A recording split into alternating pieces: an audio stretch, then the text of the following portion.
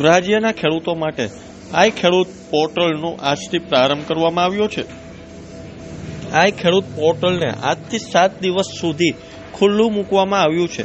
આ 7 દિવસ દરમિયાન ખેડૂતો પાણીના ટાંકા બાંધકામ પર સહાય યોજના, સ્માર્ટફોન ખરીદી પર સહાય યોજના અને પાક સમગ્ર સ્ટ્રક્ચર યોજનાનો લાભ મેળવવા ઈચ્છુક ખેડૂતોએ www.ikhedut.gujarat.gov.in પર ઓનલાઈન અરજી કરવાની રહેશે।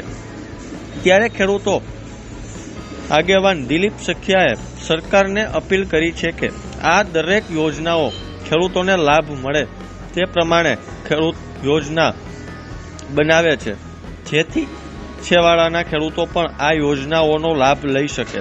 દિલીપ સખિયાએ કહ્યું કે સરકારે આઈ ખેડૂત પોર્ટલ જે શરૂ કર્યું છે તેને હું એક ખેડૂત આગેવાન તરીકે આવકારું છું, પણ આ યોજનાઓની અંદર ઘણા બધા ખેડૂતો એવા છે કે જેઓ દર વર્ષે અરજી કરે છે પણ તેમને ક્યાંય વારો આવતો નથી, કારણ કે અરજી કરનારા ખેડૂતોની સંખ્યા ખૂબ વધારે છે અને સહાય ચૂકવણીની રકમ નાની છે। ત્યારે સરકારે આ યોજનાઓની અંદર બજેટમાં થોડું વધારો કરવો જોઈએ। જો આ યોજનાઓ પર સરકાર દ્વારા વધારે ધ્યાન આપવામાં આવશે તો ગામડું, ખેતી અને ખેડૂત ત્રણેય મજબૂત બનશે। નમસ્કાર। ગુજરાત સરકાર દ્વારા ગુજરાતના ખેડૂતોના વિકાસ બાબતે 18 તારીખને મંગળવારે ખેડૂત આઈ પોર્ટલ ખુલ્લું થવાનું છે કે જેથી દરેક ખેડૂત એની અંદર ક્યાંક ને ક્યાંક અરજી કરી શકે। ગુજરાતના છેવાડાના ઘણા બધા એવા ખેડૂતો છે કે જે અભણ છે, એને આ ટેકનોલોજી સમજવી બહુ મુશ્કેલી છે, છતાં પણ કોઈ બીજો વિકલ્પ નથી। પરંતુ સરકાર ખેડૂતો માટે જે પણ પગલાં લીધા છે એને ખેડૂત આગેવાન તરીકે તો હું આવકારું છું, પરંતુ આ યોજનાની અંદર ઘણા બધા એવા ખેડૂતો છે કે દર વર્ષે અરજી કરે છે પરંતુ એનો ક્યાંય પણ વારો આવતો નથી, કારણ કે અરજી કરનાર ખેડૂતોની સંખ્યા વધારે છે અને સહાય ચૂકવણાની રકમ નાની છે।